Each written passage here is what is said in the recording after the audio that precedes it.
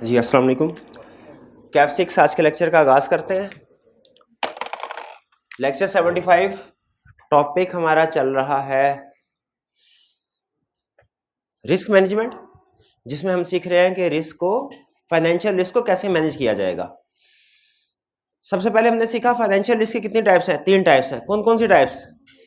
Commodity rate risk, interest rate risk और exchange rate risk. इसमें सबसे पहले एक्सचेंज रेट रिस्क सीखा। एक्सचेंज रेट रिस्क का मतलब क्या है? अगर आपने फॉरेन करेंसी इन फ्यूचर 3 महीने 4 5 6 महीने बाद रिसीव करनी है या पे करनी है, तो हमारा रिस्क ये होता है कि एक्सचेंज रेट में फ्लक्चुएशन आएगी जिसकी वजह से हमें नुकसान होगा। यानी अगर हमने फॉरेन करेंसी रिसीव करनी है, हो सकता है एक्सचेंज रेट डेप्रिशिएट हो जाए, डाउनवर्ड हो जाए, कम हो जाए। और अगर पे करना है तो रिस्क क्या है कि एक्सचेंज रेट इंक्रीज हो जाए। हमने ये सीखा कि इस रिस्क को मैनेज करने के लिए, यानी फिक्स करने के लिए, रिस्क मैनेज करने का मतलब क्या है कि रेट फिक्स हो जाए हमारे लिए। मार्केट में अगर रेट में कोई फ्लक्चुएशन आती भी है तो उससे कोई फर्क ना पड़े। इसके लिए हमने रिस्क मैनेजमेंट टेक्निक सीखी। करेंसी रेट रिस्क में यानी एक्सचेंज रेट रिस्क में मैनेज कर रिस्क मैनेजमेंट की 4 टेक्निक्स थी। कौन कौन सी? फॉरवर्ड, फ्यूचर्स, ऑप्शंस और मनी मार्केट। फॉरवर्ड में हमने सीखा कि कैसे फॉरवर्ड एग्रीमेंट के जरिए से हम रिस्क को मैनेज कर सकते हैं। इसमें सबसे अहम कंसेप्ट, डिटेल नहीं पूछ रहा आपसे, ना डिस्कस कर रहा हूं, सबसे अहम कंसेप्ट क्या था फॉरवर्ड में कि जो एक्सचेंज रेट है ये 2 तरह का होता है, एक बाइंग रेट, एक सेलिंग रेट। आपने कौन सा उठाना है? Selling rate. और इसको एक्सचेंज रेट को प्रेजेंट करने के भी 2 तरीके हैं, एक डायरेक्ट, इनडायरेक्ट। आपने हमेशा कौन से मेथड से क्वेश्चन सॉल्व करना है? डायरेक्ट। अगर क्वेश्चन में अव्वल तो डायरेक्ट देगा, लेकिन अगर इनडायरेक्ट है भी, आपने उसे डायरेक्ट में कन्वर्ट करना है और फिर उसके बाद आपने रेट अप्लाई करना है। रेट कौन सा? बाइंग रेट अप्लाई करेंगे कि सेलिंग रेट? ये कैसे डिसाइड करते हैं?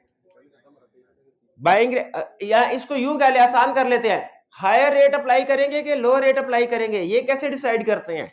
ये हम देखते हैं फॉरेन करेंसी रिसीव होगी, पे होगी। अगर फॉरेन करेंसी रिसीव होगी, हम बैंक को जाके सेल करेंगे और बैंक क्या करेगा? बाय। तो बाइंग रेट यानी लोअर वाला रेट। बैंक खरीदता, बैंक अपना फायदा सोचता है हमेशा। पैसे लेने की बारी आएगी ज्यादा पैसे लेगा, पैसे देने की बारी आएगी कम पैसे देगा। और अगर हमने फॉरेन करेंसी पे करनी हो तो बैंक के पास जाते हैं बाय करने के लिए, बैंक सेल करता है, कौन सा रेट लगेगा? Higher rate. फॉरवर्ड में सबसे अहम चीज ये थी। क्लियर? फ्यूचर में सबसे अहम चीज क्या थी कि फ्यूचर्स का कॉन्ट्रैक्ट स्टैंडर्डाइज्ड होता है। फ्यूचर का कॉन्ट्रैक्ट जो है वो स्टैंडर्डाइज्ड क्वांटिटी का होता है और उसका मैच्योरिटी पीरियड भी स्टैंडर्डाइज्ड है।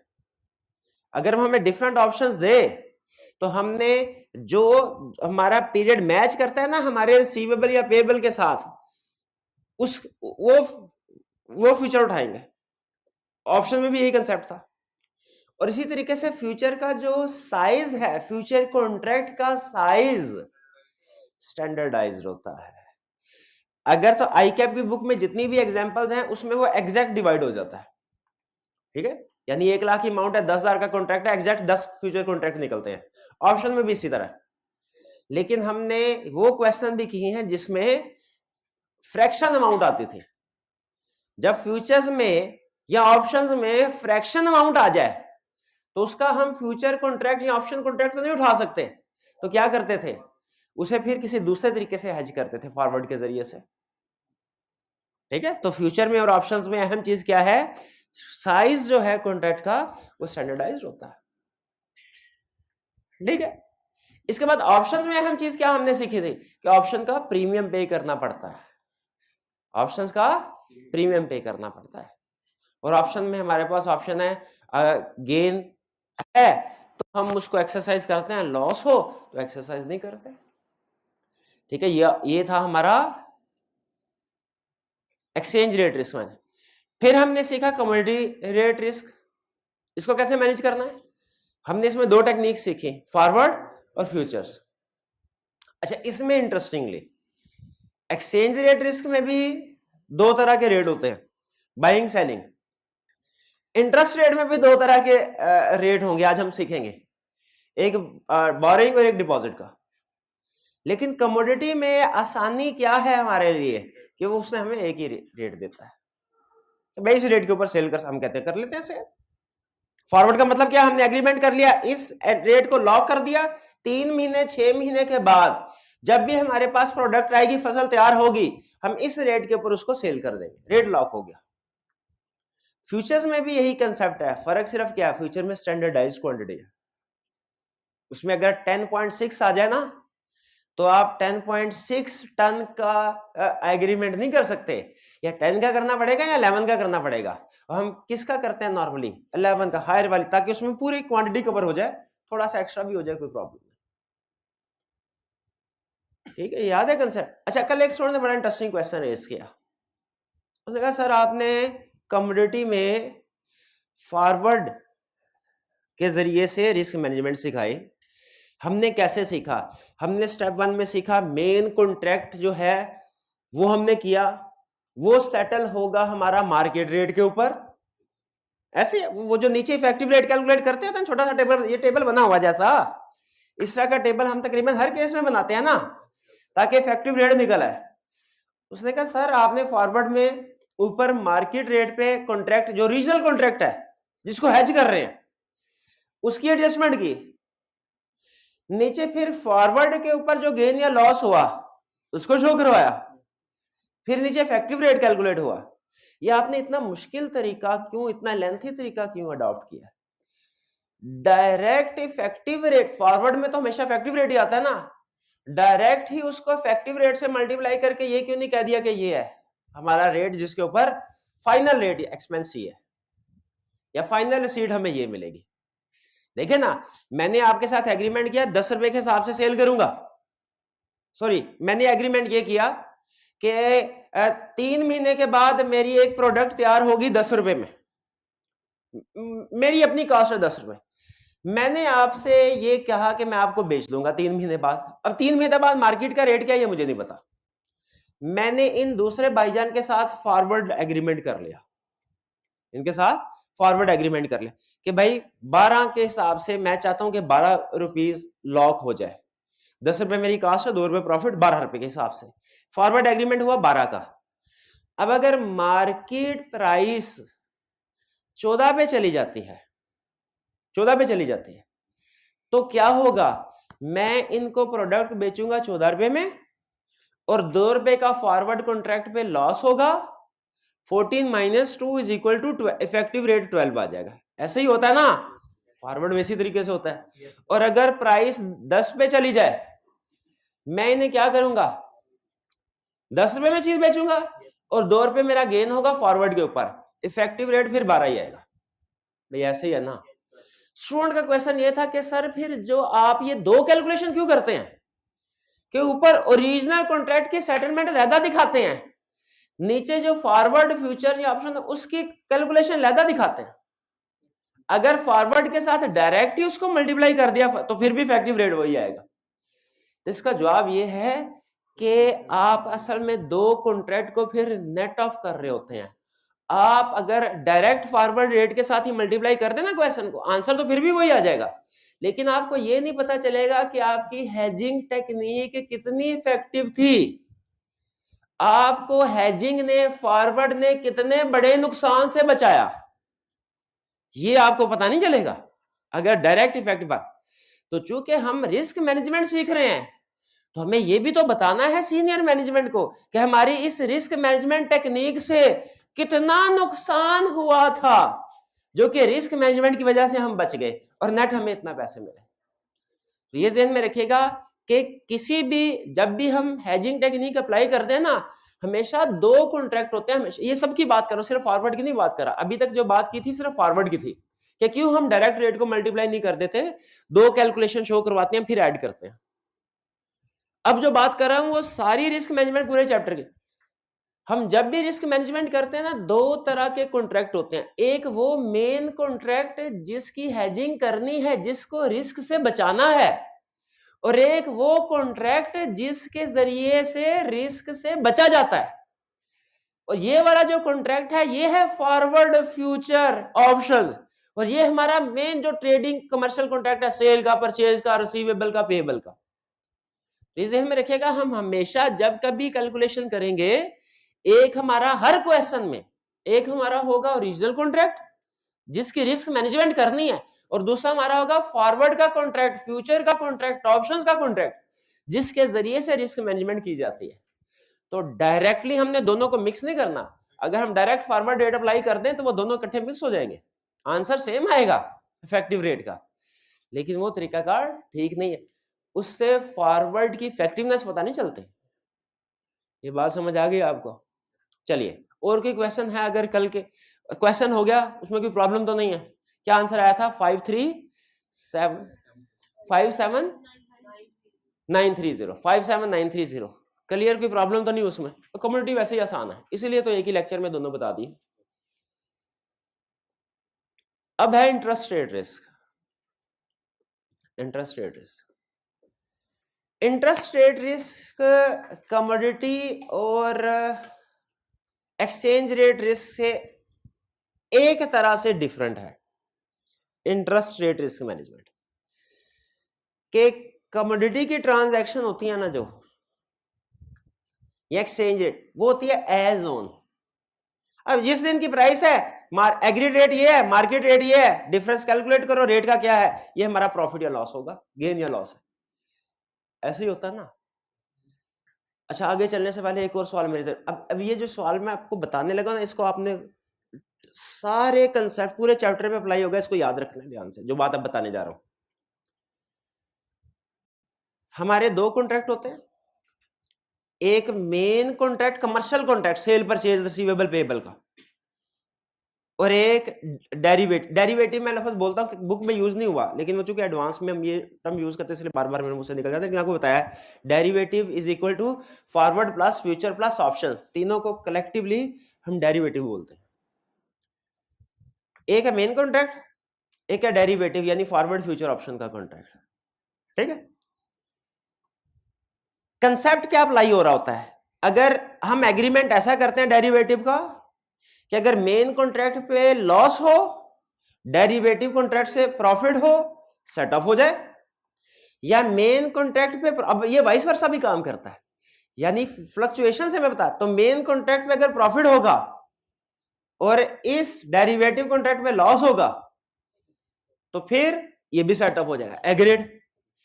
कैलकुलेशन आप कर लेंगे, कैलकुलेशन में कोई प्रॉब्लम नहीं होती, डेरिवेटिव का गेन या लॉस कैलकुलेट करने में कोई प्रॉब्लम नहीं होती। क्यों कोई प्रॉब्लम नहीं होती? आपने मार्केट रेट और कॉन्ट्रैक्ट रेट का डिफरेंस लेना होता है और उसे आपने मल्टीप्लाई कर देना होता है क्वांटिटी के साथ या करेंसी के साथ, भी ऐसे ही करते हैं ना। मेरा क्वेश्चन आपसे बड़ा सिंपल है, ये जो हम गेन या लॉस कैलकुलेट किया करते हैं, ये गेन या लॉस कैलकुलेट हर केस में करते हैं ना। एक्सचेंज रेट में कैलकुलेट किया, कमोडिटी में किया, यहां पे भी करेंगे, इंटरेस्ट रेट में भी, फॉरवर्ड में भी, फ्यूचर में भी, ऑप्शन में, हर केस में गेन कैलकुलेशन कर ली।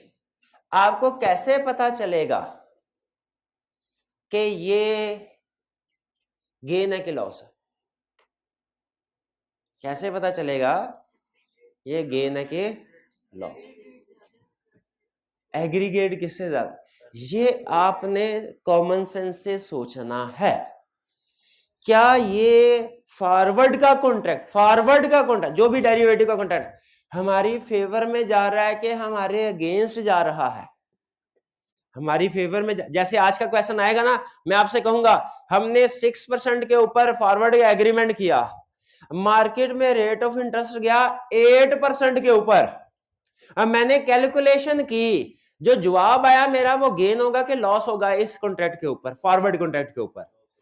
अब सोचिए, मैंने 6% पे एग्रीमेंट किया था कि मुझे 6% पे लोन दोगे तुम, मैंने एग्रीमेंट किस पे किया? 6% मेरा लॉक हो गया इंटरेस्ट रेट। बोरोइंग की बात कर रहा हूं, बोरोइंग की, डिपॉजिट आपसे बोरोइंग की बात कर रहा हूं। मैंने बोरोइंग पे रेट लॉक किया 6%, मार्केट में इंटरेस्ट रेट गया 8% पे, मेरे लिए ये कॉन्ट्रैक्ट फेवरेबल है कि अनफेवरेबल? फेवरेबल। तो जो भी कैलकुलेशन करूंगा जवाब आएगा वो क्या होगा? गेन। ठीक है। इसी तरह कमोडिटी में अगर हम देखें, मैंने रेट लॉक किया सर 10 रुपए के ऊपर चीज बेचनी है, मार्केट में प्राइस, अब सेल की बात कर रहा हूं, मार्केट में प्राइस गई 12 रुपए के ऊपर। अब मेरे लिए आपने सोचना कैसे है, मेरे लिए ये डेरिवेटिव वाला कॉन्ट्रैक्ट, मेन नहीं डेरिवेटिव वाला, गेन या लॉस डेरिवेटिव कॉन्ट्रैक्ट के ऊपर कल, ये फेवरेबल है कि अनफेवरेबल है? अनफेवरेबल है, क्योंकि मैं 10 रुपए के ऊपर बेचने का एग्रीमेंट कर चाहूं, मार्केट में 12 रुपए पे चली गई प्राइस। तो ये जो भी कैलकुलेशन करूंगा मैं, इसका जवाब जो भी आएगा वो क्या होगा, वो मेरा लॉस होगा। तो आपने ये डिसाइड कर लेंगे ना कि फेवरेबल है कि अनफेवरेबल है, उसके लिहाज से डिसाइड करना गेन है कि लॉस है। एग्रीड? गेन या लॉस डेरिवेटिव में कैलकुलेशन कर लेंगे आप, कैलकुलेशन में मसला नहीं है। मसला किसमें है, कैलकुलेशन करने के बाद जो अमाउंट आएगी ना, ये डिसाइड करना है वो गेन है कि लॉस है। ये आप कैसे डिसाइड करेंगे, आप सोचेंगे ये मेरा एग्रीमेंट फेवरेबल है कि अनफेवरेबल है, मार्केट में प्राइस चेंज की वजह से। ठीक है, दूसरी चीज ये डिसाइड कर लिया गेन है कि लॉस है, ये कैसे डिसाइड करेंगे कि इसने ऐड होना है कि लेस होना है? ये कभी ऐड हो रहा होगा, कभी लेस हो रहा होगा। मैं बजाय ये कि आपको डिफरेंट फॉर्मेट बताऊं और हर फॉर्मेट में कहूं इसमें ये होगा तो ऐड होना, ये होगा, मैं आपको कंसेप्ट बता रहा हूं। कैसे पता चलेगा ऐड है कि लेस है? सिंपल, आपने ऊपर देखना है रिसीव कर रहे हैं कि पे कर रहे हैं। अगर रिसीव कर रहे हैं तो गेन ऐड होगा और लॉस लेस होगा, और अगर पे कर रहे हैं तो गेन लेस होगा, लॉस। ये टिप आपने याद रखनी है, ठीक है? ये आपको बहुत सी कंफ्यूजन से इंशाल्लाह बचाएगी क्वेश्चन करते हुए, कि ये कैलकुलेशन करने के बाद ये कैसे डिसाइड करना है कि गेन है कि लॉस है, और फिर उसके बाद ये कैसे डिसाइड करना है कि ऐड है कि लेस है। क्लियर? अब आज के लेक्चर की तरफ चलते हैं, आज के जो इंटरेस्ट रेट रिस्क मैनेजमेंट की तरफ चलते हैं। हम आज क्या सीखने जा रहे हैं? Interest rate risk management. अच्छा, ये दोनों तरह से काम कर सकता है। बोरोइंग पे भी हमारा रिस्क होता है कि इंटरेस्ट रेट बढ़ ना जाए, और अगर हमने पैसे डिपॉजिट करवाए हों इसमें भी रिस्क होता है कि इंटरेस्ट रेट कम ना हो जाए। लेकिन ज्यादातर जो कंपनीज होती है आपको तो बोरोइंग कर रही होती है, तो हम कंसेप्ट बोरोइंग के साथ क्वेश्चन सॉल्व करेंगे, लेकिन डिपॉजिट के ऊपर भी सेम अप्रोच अप्लाई होगी। है क्या? ये सुन लीजिए जरा, ये क्वेश्चन आ गया, स्लो प्रोसेसिंग की उसने।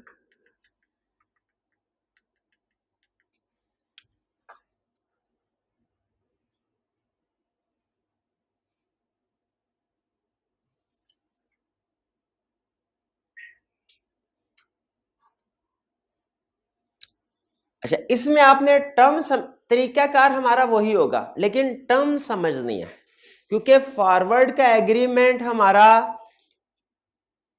एक्सचेंज रेट में थोड़ा डिफरेंट तरीके से अप्लाई होता है, कमोडिटी में डिफरेंट है, और इंटरेस्ट जैसे एक्सचेंज रेट में 2 रेट देता है, बाइंग और सेलिंग। कमोडिटी में हमने देखा सिर्फ एक दिया उसने। अब इंटरेस्ट रेट में क्या होगा, ये जरा देखिए। कह रहे features of forward rate agreements, ये आपने अगर समझ, 3 पॉइंट्स है, ये समझ लिए कंसेप्ट क्लियर है आपका। पॉइंट्स क्या है हमारे? कह रहे forward rate agreements are referred as T means time 1 into time 2 FRA। ये फॉरवर्ड रेट एग्रीमेंट को डिस्क्राइब करने का एक तरीकाकार है। जैसे T1 से क्या मुराद है? T1 से मुराद यह है कि आपको लोन चाहिए कब। देखें, आज मुझे लोन चाहिए ना, मैं आज बैंक के पास जाता हूं तो मुझे फॉरवर्ड की जरूरत नहीं है, क्योंकि मैं आज बैंक के साथ एग्रीमेंट कर लूंगा, सर 10% के ऊपर लोन दीजिए।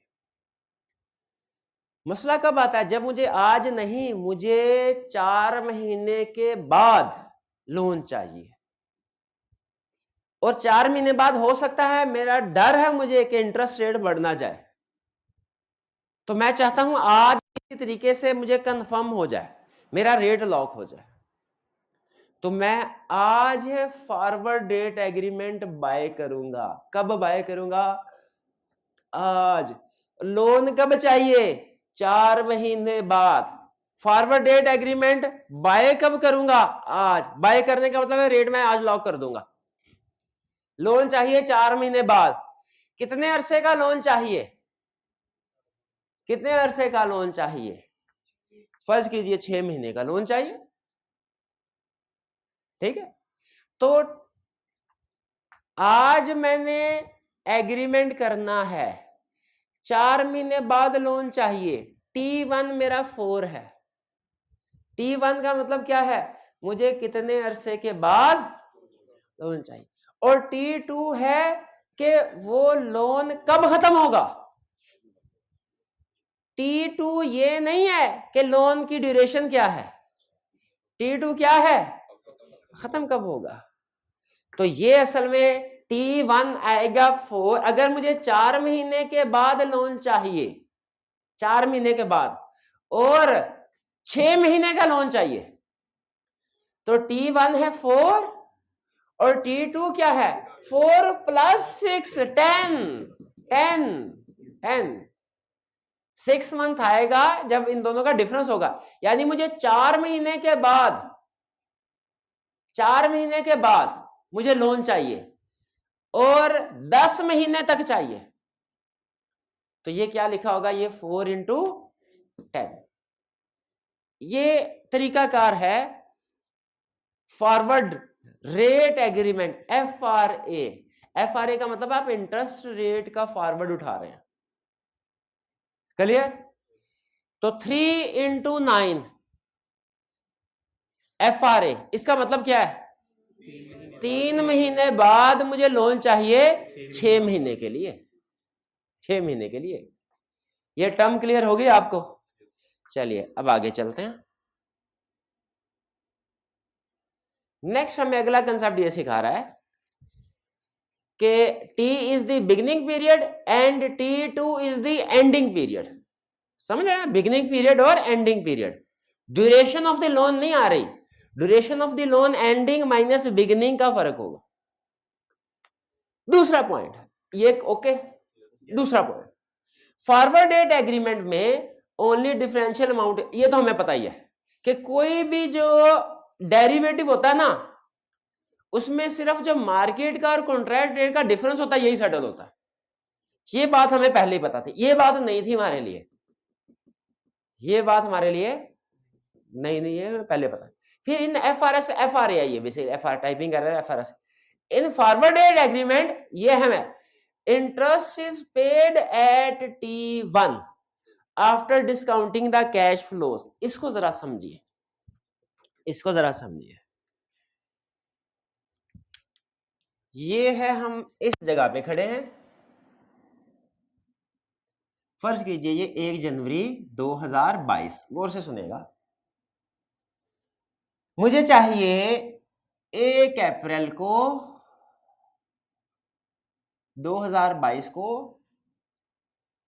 6 महीने के लिए लोन चाहिए, जो कि चलेगा 30 सितंबर 2022 तक। ये एग्जांपल गौर से सुनेगा जरा, ठीक है। इसके लिए मैं लोन लेने के लिए कब जाऊंगा, किस तारीख को जाऊंगा बैंक के पास, लोन लेने के लिए किस तारीख को जाऊंगा। आज मैंने अंदाजा लगाया है मुझे 3 महीने के बाद लोन की जरूरत पड़ेगी 6 महीने के लिए। मैं लोन बैंक के, अब मेरी कमर्शियल ट्रांजैक्शन जो है ना, कमर्शियल ट्रांजैक्शन वो है लोन लेना और रीपे करना। कमर्शियल ट्रांजैक्शन ये है, यानी डेरिवेटिव सेट के, फॉरवर्ड फ्यूचर सेट के रूटीन के ट्रांजैक्शन। मैं लोन लेने के लिए जाऊंगा 1 अप्रैल को, और लोन रीपे कब करूंगा, 30 सितंबर को। Agreed, loan taken, loan repaid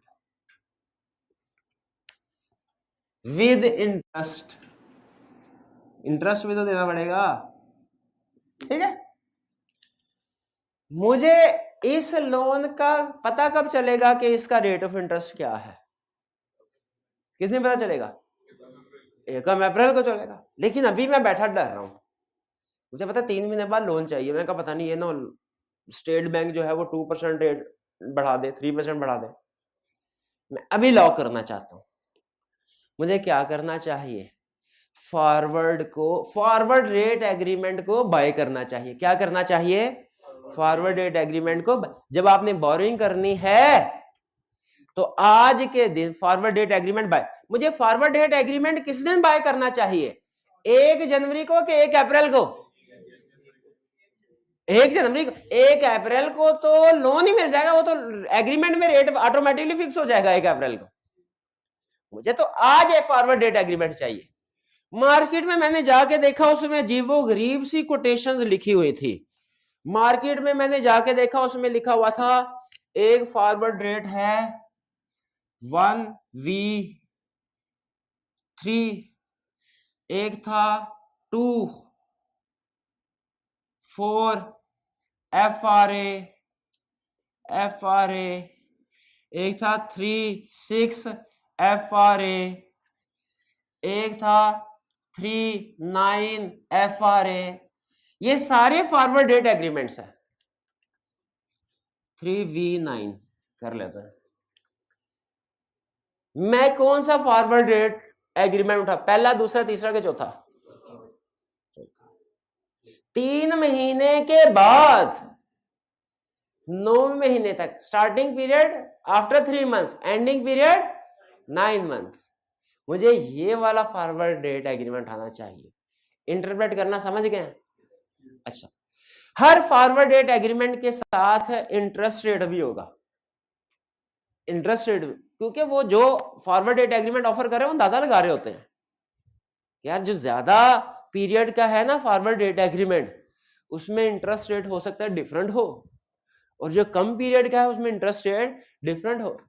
अगर एक्सपेक्टेशन है कि फ्यूचर में स्टेट बैंक इंटरेस्ट रेट बढ़ा देगा, तो हो सकता है कि जो 1-2 महीने का फॉरवर्ड रेट एग्रीमेंट है उसका इंटरेस्ट रेट कुछ और हो, और जो 6-7 का उसका इंटरेस्ट रेट। तो मेन कंसेप्ट क्या? हर फॉरवर्ड रेट एग्रीमेंट का अलग इंटरेस्ट रेट होगा। एग्रीड? अच्छा, इस फॉरवर्ड रेट के साथ लिखा हुआ था 7.2% और आगे लिखा था 7.3%। 7.2% और 2 रेट लिखे थे। अब मैं बैठा कंफ्यूज हो रहा हूं कि मेरा लॉक कौन सा इंटरेस्ट रेट होगा, 7.2 के 7.3? 7। अब मैं सोचूंगा मैं बैंक से बोरो कर रहा हूं, मैं बोरोइंग कर रहा हूं कि डिपॉजिट कर रहा हूं? बोरोइंग कर रहा हूं।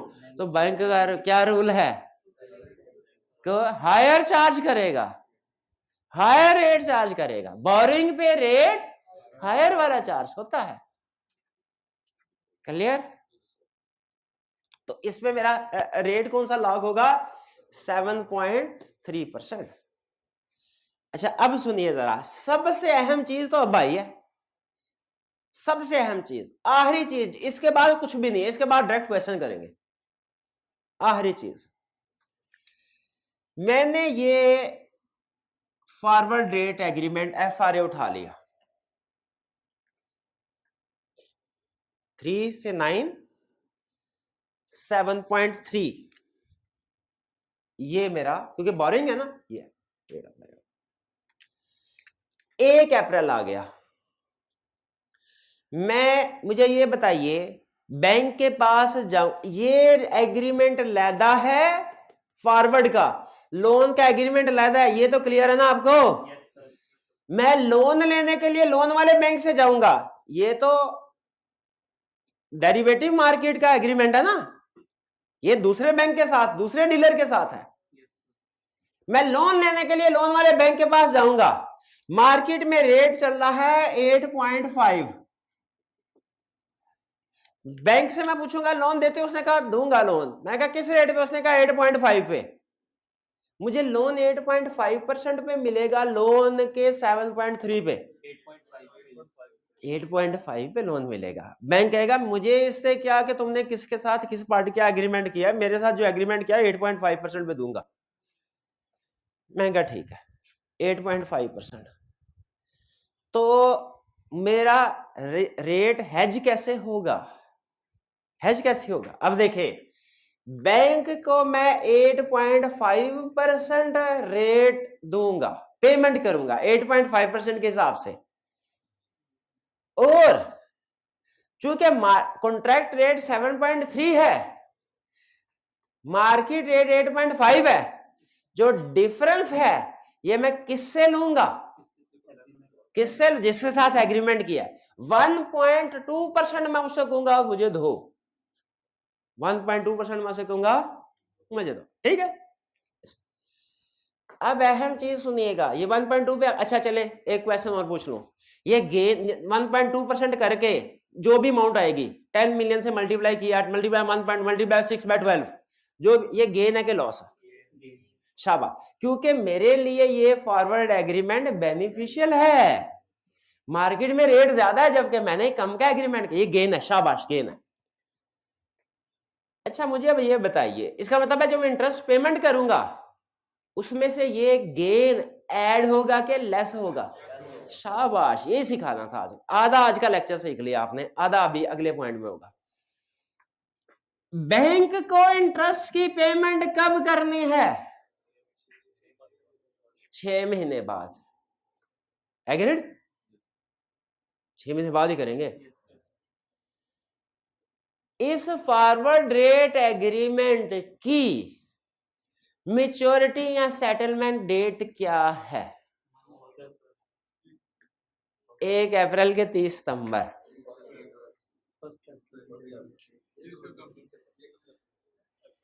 यकम अप्रैल, यकम अप्रैल को ये सेटल होगा। फॉरवर्ड डेट एग्रीमेंट कब सेटल होगा, यकम। तो फिर ये 9 क्यों लिखा होता है, इसकी ड्यूरेशन के लिए कि 6 महीने का, ये सेटल कब होगा। अब इसमें कहानी का सबसे अहम ट्विस्ट, आखिरी ट्विस्ट कहानी का ये है, जब मैंने यहां पे बैठ के 8.5% के लिहाज से इंटरेस्ट कैलकुलेट किया, इसकी पेमेंट कब करनी, 30 सितंबर को, उसी लिहाज से मैंने डिफरेंस 1.2% कैलकुलेट किया और इस डीलर से कहा लाओ मुझे दो इंटरेस्ट, लाओ इंटरेस्ट दो मुझे, 1.2% दो। ये इंटरेस्ट कब देगा मुझे, 1 अप्रैल को। बताइए जो मैं टोटल अमाउंट कैलकुलेट करूंगा वो सारी की सारी 1 अप्रैल को देगा, कि जो टोटल अमाउंट मैं कैलकुलेट करूंगा 1.2% डिफरेंस, वो इस पॉइंट पे की अमाउंट बनती है, और अगर इस पॉइंट पे करनी है तो उसे डिस्काउंट करना पड़ेगा। मुझे बताइए डिफरेंस को डिस्काउंट करना है कि नहीं। फिर बताइए फॉरवर्ड डेट एग्रीमेंट में जो डिफरेंस है वो ग्रॉस अमाउंट पे होगी कि डिस्काउंटेड अमाउंट। देखें अगर तो बैंक इंटरेस्ट की तरह ये इंटरेस्ट भी 30 सितंबर को पे होना होता ना तो डिस्काउंट करने की जरूरत नहीं थी, लेकिन ये बंदा 1 अप्रैल को कहेगा भाईजान अब आपका एग्रीमेंट लॉक हो गया ना, एग्रीमेंट हो गया आपका, अब हम टोटल कैलकुलेट कर सकते हैं कि मेरा कितना फायदा नुकसान, आपका कितना फायदा नुकसान, आओ अभी सेटलमेंट कर ले, इसको क्लोज कर ले। तो याद रखिएगा forward date agreement loan starting date पे क्लोज हो जाएगा, सेटल हो जाएगा। इसमें जो इंटरेस्ट पे किया जाएगा या रिसीव किया जाएगा किस डेट पे, 1 अप्रैल, 30 सितंबर में नहीं, 1 अप्रैल पे। और चूंकि 1 अप्रैल पे किया जाएगा लेकिन जो अमाउंट कैलकुलेट करते हैं वो 30 सितंबर, जाहिर है लोन का इंटरेस्ट एंड पे करते हैं ना, और अगर आपने स्टार्ट में सेटल करना है उसको डिस्काउंट करना पड़ेगा। फॉरवर्ड डेट एग्रीमेंट में 2 ही कंसेप्ट हैं, 3 कंसेप्ट है टोटल फॉरवर्ड डेट एग्रीमेंट। पहला इसका नाम 3v9, इसका मतलब क्या है वो समझ आ गया आपको, स्टार्टिंग डेट और एंड। दूसरा इसमें अहम कंसेप्ट ये है 2 रेट ऑफ इंटरेस्ट होंगे, आपने कौन सा उठाना है वो आपको पता चल गया, बोरोइंग कर रहे हैं तो हायर रेट, डिपॉजिट कर रहे हैं तो लोअर रेट। ऐसे ही होता है ना, बैंक के पास उधार लेने के लिए जाए बैंक हायर रेट लगाता है, जमा कराने के लिए जाए लोअर रेट। तीसरा और सबसे अहम पॉइंट, जब आपने इंटरेस्ट को कैलकुलेट करना है ना तो इसे डिस्काउंट करना पड़ेगा। जिस बंदे के साथ हमने फॉरवर्ड एग्रीमेंट किया है ना, वो हमें डिस्काउंटेड इंटरेस्ट देगा। अगर वो हमें 30 सितंबर को इंटरेस्ट दे रहा होता ना तो पूरी अमाउंट देता। इसलिए हम इसमें जब इंटरेस्ट को कैलकुलेट करेंगे ना, उसके बाद उसे डिस्काउंट करेंगे। इंटरेस्ट को कैलकुलेट करेंगे जब इसके बाद डिस्काउंट करेंगे। नहीं समझ आई ना बात? चले क्वेश्चन से पता चलता है। ये लिखा हुआ है, in forward date agreement interest is paid at T1। T1 क्या है? ये इंटरेस्ट फॉरवर्ड डेट एग्रीमेंट का इंटरेस्ट मैं कह रहा हूं, लोन का इंटरेस्ट नहीं कह रहा। लोन का इंटरेस्ट तो इधर ही पे होगा, फॉरवर्ड डेट एग्रीमेंट का इंटरेस्ट T1 में पे होगा आफ्टर डिस्काउंटेड कैश लॉस। क्यों डिस्काउंट क्यों कर रहे हैं? क्योंकि असूली तौर पे तो यहां पे होना चाहिए था, लेकिन क्योंकि सेटलमेंट जल्दी कर रहे हैं तो टाइम वैल्यू ऑफ मनी का कंसेप्ट है, उसे डिस्काउंट करना पड़ेगा। एग्रीड? अच्छा, डिस्काउंट किस रेट पे करेंगे?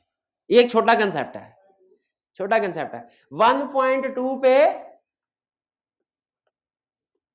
7.3 पे, या मार्केट रेट ऑफ इंटरेस्ट पे? Market rate of interest. तो डिस्काउंट करना है क्या? फॉरवर्ड डेट एग्रीमेंट को डिस्काउंट करना है? क्यों डिस्काउंट क्यों करना है? पेमेंट आज हो रही है, जल्दी हो रही है ना पेमेंट। किस रेट पे डिस्काउंट करना है? तो आइए जरा अब इसको हम with the help of an example cover करते हैं। ये सारी चीजें मैंने आपको बता दिया। ये आपको बताया स्टेप्स क्या है। सबसे पहले डिसाइड करना है क्या हेज करना है, बोरिंग है कि डिपॉजिट है। बोरिंग ही होगा, हमारे सिलेबस में से बोरिंग के क्वेश्चन दिए हुए। अमाउंट कितने महीनों के बाद, कितने महीनों के लिए, और थ्रू फॉरवर्ड। अब ये 3 वर्सेस 6 ये आएगा ना FRA है? ये नहीं आएगा, 3v9 आएगा। स्ट्रेटजी क्या है? बाय करो। बोरोइंग कर रहे हैं तो फॉरवर्ड डेट एग्रीमेंट बाय करो, बाय करो। कौन सा फॉरवर्ड डेट एग्रीमेंट? 3v9 का फॉरवर्ड डेट एग्रीमेंट बाय करो। कितनी अमाउंट का? 5 मिलियन। और इस पे जो इंटरेस्ट रेट दिया होगा तो कौन सा इंटरेस्ट रेट लेना है? हायर या सेलिंग रेट। ठीक है, यहां पे कह रहे यूज बाय कर रहे हैं, बोरोइंग कर रहे हैं तो सेलिंग या हायर रेट। अगर डिपॉजिट कर रहे होते ये लो रेट बन जाता। ठीक है, बारो कर रहे हैं तो बाय करना है एट हायर रेट। डिपॉजिट का केस होता, जो उम्मीद है क्वेश्चन पूछेगा नहीं, तो हम क्या, क्योंकि सिलेबस में उसने नहीं दिया, लेकिन फिर भी एहतियातन बता रहा हूं, अगर डिपॉजिट का केस होता तो सेल करते एट लोअर रेट। गेन या लॉस कैसे अच्छा, ये गेन या लॉस की कैलकुलेशन सुन लें। लोन की amount 5 million, agreed rate in forward date agreement जो क्या है 7.3, माइनस मार्केट रेट जो क्या है 8.5, multiplied by period. Interest rate के लिए पीरियड से मल्टीप्लाई करते हैं ना, ये तो काउंटिंग में सीखा होगा आपने, बल्कि उससे पहले मैथ में सीखा होगा। ये डिवाइडेड बाय का साइन क्यों लिखा हुआ है? डिस्काउंट करने के लिए। और डिस्काउंट जिस रेट पे करना है वो कौन सा है? Market rate. और डिस्काउंट रेट कैसे कैलकुलेट हुआ ये सुन ले। 1 प्लस होगा, फिर ब्रैकेट सॉल्व करनी है, मार्केट रेट को पीरियड से मल्टीप्लाई करना है, फिर एक के साथ ऐड करना है। मार्केट यानी अगर 6% रेट है, 6 महीने का लोन है, तो ये 6% इंटू 6/12 3%। तो डिस्काउंट किस पे करना है? 1.03 पे। नहीं समझ आई बात? इंटरेस्ट, मार्केट का इंटरेस्ट रेट है 8.5%, 6 महीने का था, डिस्काउंट करने के लिए 1.085 करेंगे ना ना ना ना 0.085 को 6/12 से मल्टीप्लाई करेंगे, क्योंकि 6 महीने का लोन है तो आधा इंटरेस्ट होगा ना, आधा डिस्काउंट करना है, पूरा थोड़ी करना है। फिर उसके बाद डिस्काउंट। मैंने पहली दफा जब ये क्वेश्चन किया तो मैंने गलती पता क्या की, एक मैंने 1 में पहले मार्केट रेट को ऐड कर लिया, 1 में मार्केट रेट का, फिर 6/12 से मल्टीप्लाई किया, वो अमाउंट डिस्काउंट होके कम होने की बजाय ज्यादा हो गई। उन्होंने कहा ये क्या हो गया, फिर समझ आई नहीं, मार्केट रेट को पहले पीरियड से मल्टीप्लाई करना है, फिर 1 में ऐड करना है। नहीं समझ आई? आगे समझ आइए फिर क्वेश्चन, प्रैक्टिस क्वेश्चन करते हैं। तो कह रहा है, क्वेश्चन को बढ़िए, कह रहा है एक कंपनी ए, मिस्टर ए या ए कंपनी, कुछ भी कह ले, ये मैं रेज कर दूं, चलिए रेफरेंस के लिए रहने देता हूं, ये कर देता हूं, क्या हो गया वो, ठीक है छोड़ दे, और नीचे। A company will need to borrow ₹5 million in 3 months time for a period of 6 months। 3v9 forward date agreement उठाया उसने, तो सही किया। For principal amount of ₹5 million is available at this rate. अच्छा, पहले छोटा रेट पहले और बड़ा बाद में लिखा करता था, अब बड़ा कोई मसला नहीं है, हमें इस टेंशन में जाने की जरूरत ही नहीं है।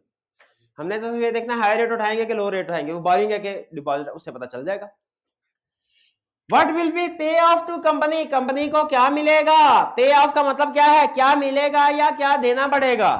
पे ऑफ का मतलब क्या है, क्या मिलेगा या क्या देना पड़ेगा?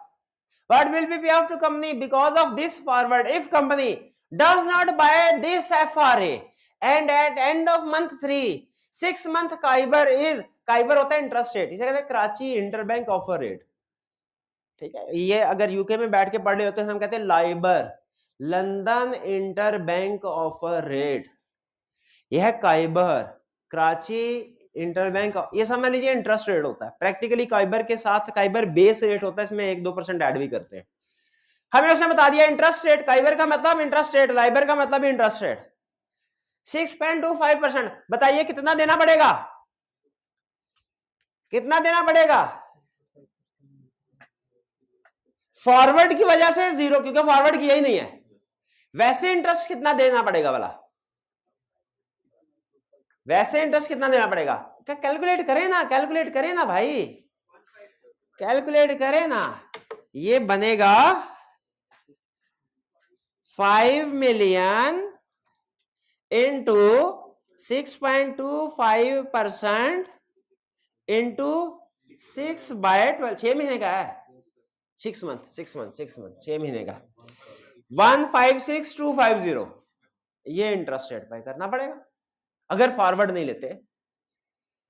अगर फॉरवर्ड लेते हैं और at the end of month 3, यानी जब लोन लेने की बारी आएगी, 6 मंथ काइबर इज 6.25%, तो क्या होगा, इसको जरा हम लिख लेते हैं।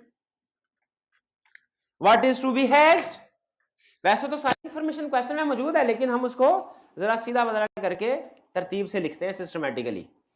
व्हाट इज टू बी हेड, 5 million loan of rupees 5 million, 5 million hedge करना है आफ्टर 3 months फॉर, यानी ड्यूरेशन 6 months। स्ट्रेटजी क्या होगी, स्ट्रेटजी क्या करना है, बाय करना है सेल करना है, बाय करना है। कौन सा forward rate agreement, 3v9 FRA, buy करो FRA किस रेट पे, 5.4 या 5.36, 5.4 क्यों, बारो कर रहे हैं तो हायर रेट लगेगा ना, एट द रेट ऑफ 5.4%। ये हमारा एग्रीड हो गया। अब आइए ड्यू डेट के ऊपर, ड्यू डेट से मुराद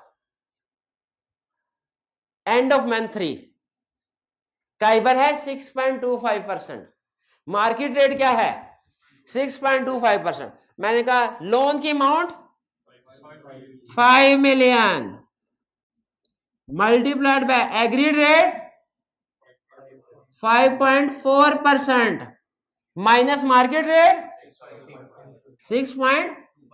25। इसको 6.25 को पहले कर ले 5 का कोई फर्क नहीं पड़ेगा, क्योंकि कैलकुलेशन के बाद हमने डिसाइड करना है गेन है कि लॉस है। इनटू पीरियड कितना है 6/12। अब ये डिवाइड क्यों कर रहे हैं हम, ये सारा कंसेप्ट इसमें ये क्या है, डिस्काउंट कर रहे हैं। अब डिस्काउंट की जरा कैलकुलेशन ध्यान से देखिएगा, कहिए ना कि सर ये क्या रॉकेट साइंस है। 1 प्लस मार्केट रेट कितना है 6.25%, 6.25% मल्टीप्लाई बाय पीरियड कितना है 6/12। इस सारे को कैलकुलेट करके डिवाइड करना है इस सारे के साथ। भाई है जो इतनी लंबी चौड़ी कैलकुलेशन कर सके कि मुझे ही करनी पड़ेगी। 5 million into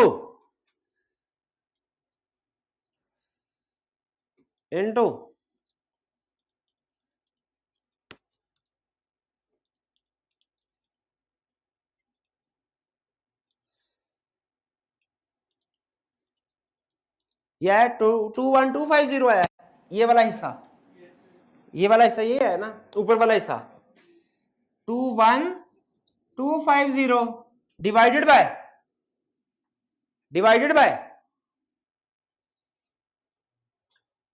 6.25% multiply by 6/12 plus 1 1.03125 नीचे वाला हिस्सा 1.03125 यही है। हाँ डायरेक्ट ही कर दिया, शाबाश। और इसको जब हम निकाल 20606 हाँ 20। अच्छा ये बताइए 20606 क्या है, ये गेन है कि लॉस है, ये गेन है कि लॉस है। हमने एग्रीमेंट किया था 5.4 पे, मार्केट में है रेट 6.25। हमारे लिए ये वाला फॉरवर्ड का एग्रीमेंट फेवरेबल है कि अनफेवरेबल है, फेवरेबल है, कम रेट के ऊपर आपको लोन मिल रहा है, फेवरेबल, तो ये गेन है, गेन है। नीचे क्या होगा लेस होगा, लेकिन नीचे लेस ना टेक्निकली आप ये अमाउंट नहीं कर सकते, क्योंकि इंटरेस्ट पे कर रहे हैं 6 महीने बाद।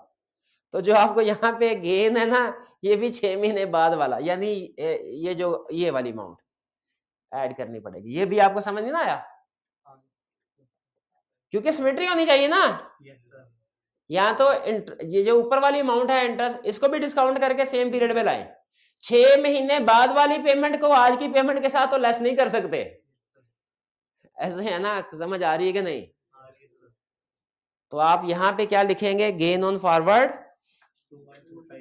21250, लेकिन जो जिसके साथ एग्रीमेंट किया उससे कितने पैसे पकड़ने हैं 20606। नहीं समझ आए।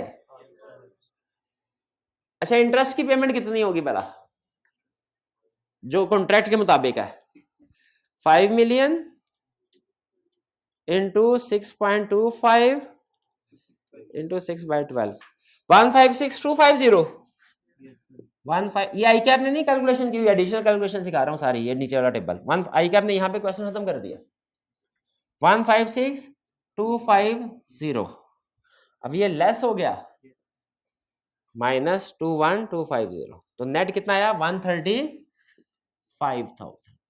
इफेक्टिव रेट कैलकुलेट करेंगे ना, net payment divided by loan into period, divided by loan कितने का है 5 मिलियन का, मल्टीप्लाई पीरियड 6/12, ये आपका 5.4% आएगा, 5 जो कि हमने लॉक किया था, डिवाइड सिर्फ लोन से नहीं पीरियड भी है साथ।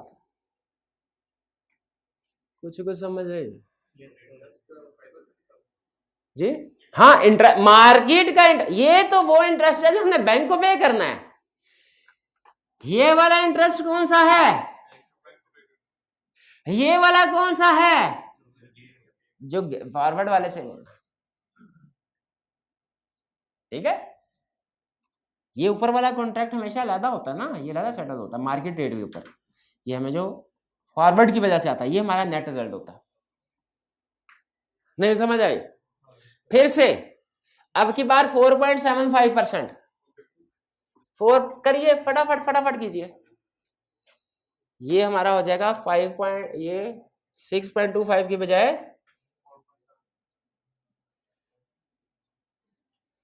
4.75, और यहां पे भी 4.75% आ जाएगा।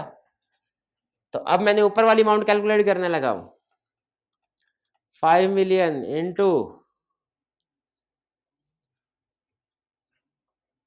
6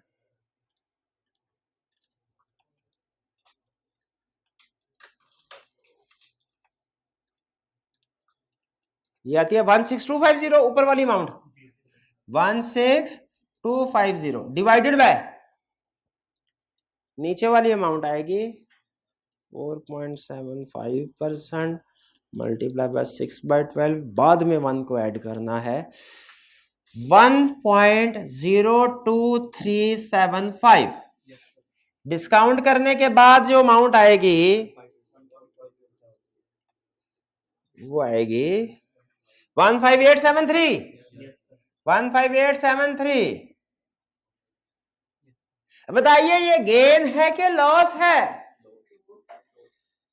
मैंने एग्रीमेंट किया 5.4 पे, मार्केट में 4.75, ओ मारे गए, ये तो हमें अब ज्यादा एग्रीमेंट रेट देना पड़ेगा, ये लॉस है। गेन लेस हुआ तो लॉस क्या होगा? इंटरेस्ट पेमेंट है तो पेमेंट में लॉस क्या होगा?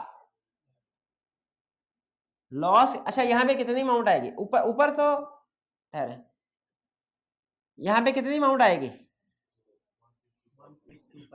शाबाश, यही चेक करना था, 16250।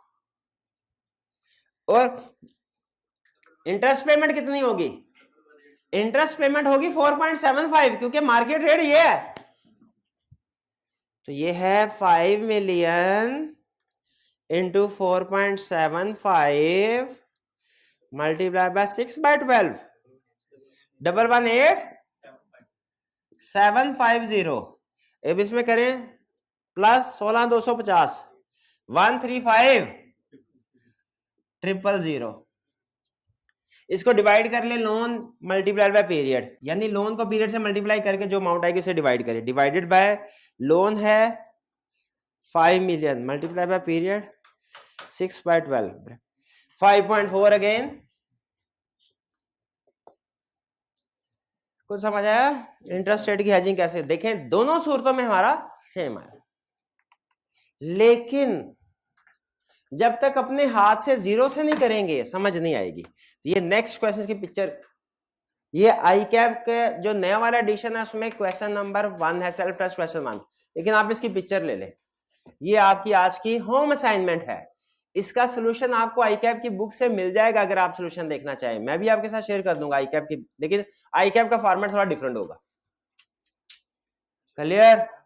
कुछ समझ आई? फॉरवर्ड डेट एग्रीमेंट की, चलिए बस ठीक है।